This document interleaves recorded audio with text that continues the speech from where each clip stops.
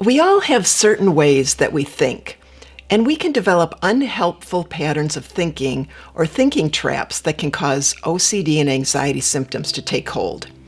And like any habit, we can't stop or change a habit unless we understand what we're doing and make a deliberate effort to change.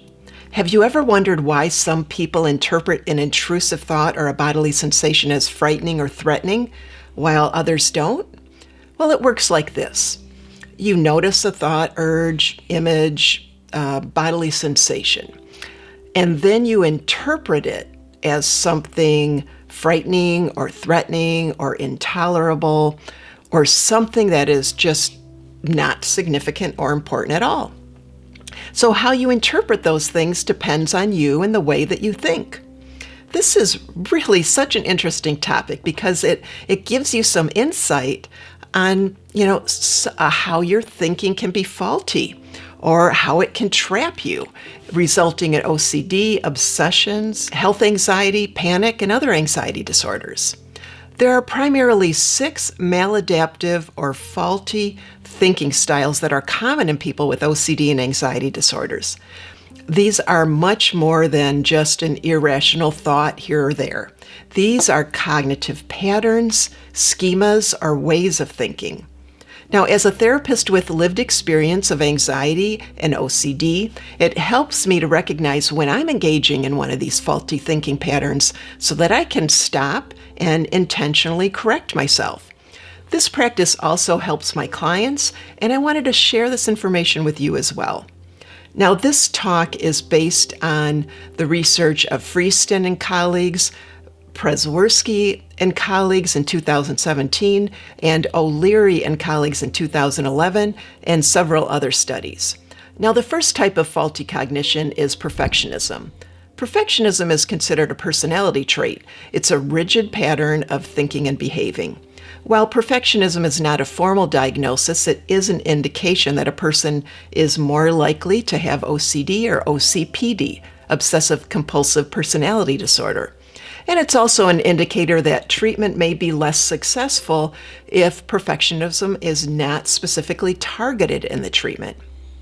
The great news is that perfectionism is a mindset that can be challenged and can be changed. It's not a permanent state. People can become aware of their perfectionistic tendencies and learn to be less rigid and more flexible. Now, the second type of maladaptive thinking is overestimating your personal responsibility. This is common in people with OCD and health anxiety. It also may explain why people with OCD are so prone to guilt and shame. An inflated sense of responsibility is more prominent in people with OCD than anxiety disorders. In fact, the higher people scored on having a sense of personal responsibility, the higher the severity of their OCD. An example of a person with OCD having an inflated sense of responsibility might be a person that feels like if they don't do their compulsion in just the right way, they're going to cause something bad to happen. Now, recognizing this irrational pattern and correcting it is an important step in recovery. Now, the third faulty thinking pattern is overestimating threats. I see this not only in my clients with OCD, but those with anxiety disorders, especially those with panic disorder, agoraphobia, social anxiety, and health anxiety. They misinterpret a sensation or a thought as something threatening, dangerous, or unbearable, when in reality, it may very well be uncomfortable, but it's not harmful.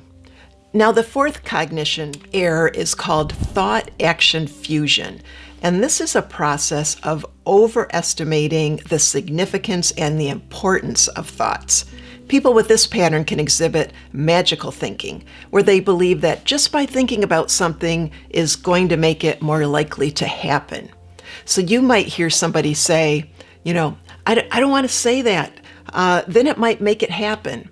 Or they might do a compulsion if they have an unwanted thought, and they might maybe tap something or try to neutralize or replace their intrusive thought with a positive one. Thought-action fusion is not specific to OCD. It's also experienced equally by people with anxiety disorders.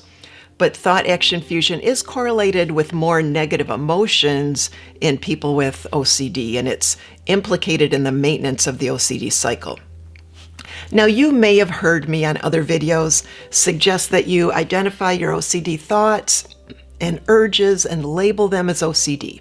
That's called diffusion, and it's meant to help you separate yourself from your intrusive thoughts and loosen up that grip of thought-action fusion. Now, the fifth faulty thinking process is having an intolerance of uncertainty. Having an intolerance of uncertainty or unknowing only seems to impact people in specific areas of their life, where they feel most vulnerable. For example, a person with health anxiety might have a difficulty time tolerating uncertainty in regards to their health, but they might be, not concerned at all about relationships or work. So the area you want certainty becomes a window into a part of yourself that feels most vulnerable. And the sixth and final maladaptive cognitive process is the over-control of thoughts. This particular faulty thinking pattern is greater in people with OCD compared to people with anxiety disorders. Of the 6 faulty cognitive patterns I reviewed, more intense perfectionism and intolerance of uncertainty predicted OCD in research with children and adolescents. Now, those with overestimated responsibility and exaggerated threat predicted contamination OCD symptoms. And perfectionism and intolerance of uncertainty predicted symmetry OCD symptoms. And those with importance of thought or thought-action fusion and thought control predicted having more intrusive thoughts and images. So in my work with people with panic disorder and agoraphobia, I see maladaptive patterns of overestimating threats, particularly anxiety sensations they feel in their body. And in people with health anxiety, I also see this overestimation of threats, also this exaggerated or inflated personal responsibility. They have to take it upon themselves to research and monitor their bodily sensations. And they also have a difficult time tolerating uncertainty or unknowing.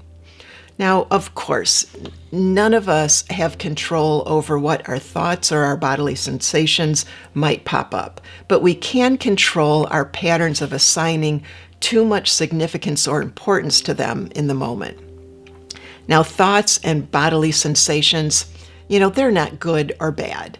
They're just thoughts and sensations. It's you that decides if you're going to purposefully attach meaning to them in your interpretations. Now, can you identify any of these 6 thinking errors in your thinking patterns? Try your best to notice them and call yourself out. Oh, there I go again, overestimating that threat of, that bodily sensation. It's just a sensation. It doesn't need a scary story to go along with it.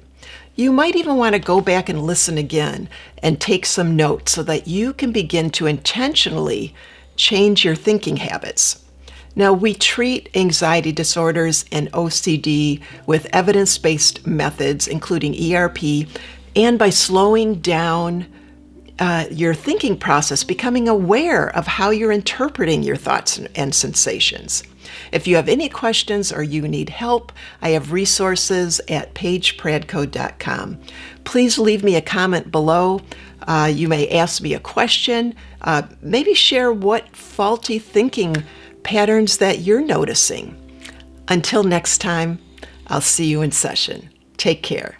Bye-bye.